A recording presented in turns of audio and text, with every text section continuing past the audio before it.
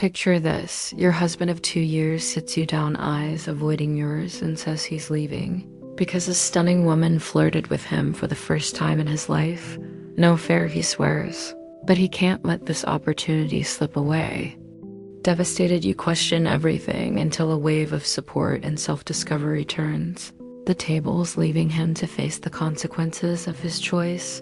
This is one Reddit story where justice sneaks in quietly but hits hard. If you've ever been blindsided by betrayal and dreamed of rising stronger, turning that pain into power, hit that like button now and subscribe for more raw Reddit revenge tales. Turn on notifications. You won't want to miss the satisfaction in these stories.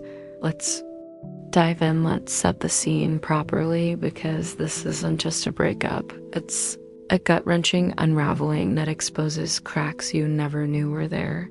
Our protagonist, let's call her Emily to keep things personal, is 34, confident and fairly attractive by conventional standards. She's the type who turns heads without trying, but she's always been cautious about relationships, wanting something real, not just superficial. Her husband, David, 38, is the opposite. On the surface, shy, self-described as ugly, with a history of insecurity that he'd wear like a heavy coat, but dig deeper. And he's got this generous, caring side, able to express emotions in ways most guys can't.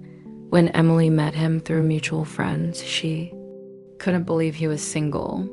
He'd only had 2 serious relationships before, both long-term, but he chalked it up to women never approaching him, especially not good-looking ones like her. Their story started slow. Emily was wary. Why was this sweet guy still available? Was there a hidden red flag? Plus, she didn't want to seem easy, so she let him court her for 3 long months. Texts went unanswered at first, dates postponed. Her heart raced each time he persisted, a mix of excitement and caution bubbling inside. What if he's too good to be true? She'd think, staring at her phone fingers hovering over the reply button, but his charm went out once they started dating properly.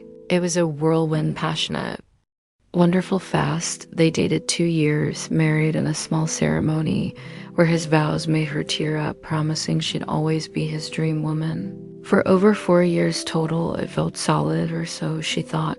The injustice hit like a freight train.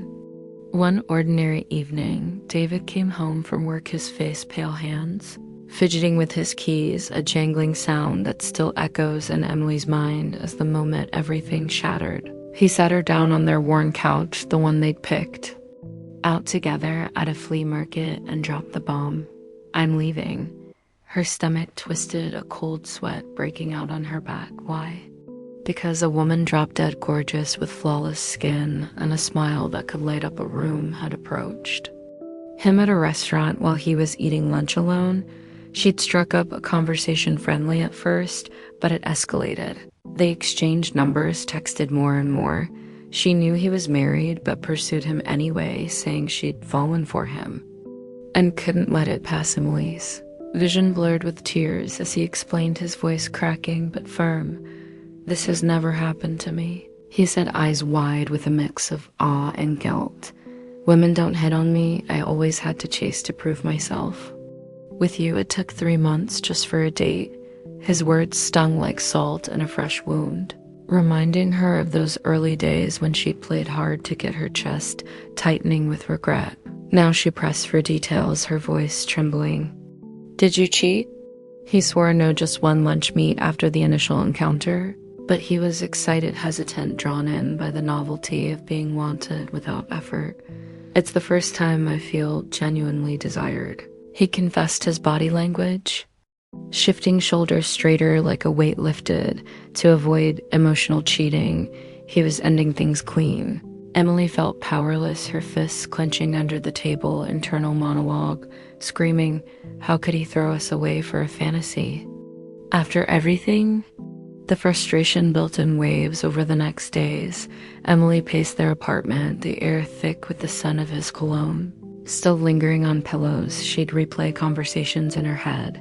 Him complaining how attractive women like you have it easy. her countering that beauty brings its own problems, unwanted attention assumptions. But he'd always circle back to his efforts with her. No, it felt like hypocrisy. She was mad at him for being so insecure that one flirtation upended their life, his face flushing with excitement when he showed her the woman's photo stunning, yes, better than Emily, in some ways which twisted the knife deeper, but she was madder at herself. Why did I make him work so hard? At the start, she'd think staring at her reflection eyes, puffy from crying, if I'd pursued him shown what I felt, maybe he'd see how much. I wanted him. Societal rules echoed in her mind. Women shouldn't chase, or they seem desperate now. It bit her in the butt, leaving her feeling disrespected, undervalued, like their years meant nothing. But just when the pain felt unbearable, a glimmer of false hope flickered, only to lead to a brutal setback. For a brief moment there was false hope. Emily imagined him coming back, realizing the grass wasn't greener. She'd scroll through old photos, heart aching at their smiles, thinking maybe therapy or a talk could fix it. But then the setback. Reality crashed in as she processed. His words, "I can't let this pass."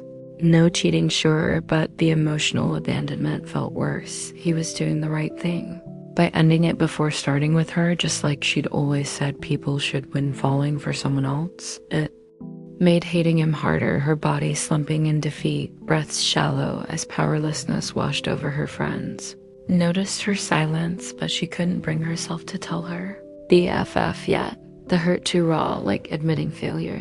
The breaking point came in a quiet, tear-soaked night alone. Emily sat on the floor, surrounded by scattered clothes from his half-empty closet, but silence deafening. Internal thoughts raced. I'm not the victim here. I played a part, but he chose to leave. I deserve better than someone who bolts at the first sign of attention. Frustration turned to resolve, a fire igniting in her chest. She needed validation, justice, not from him, but for herself.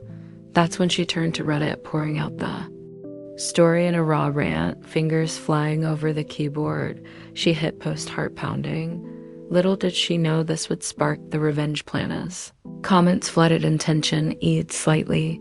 Some were harsh, calling her out for not showing enough love, for taking him for granted.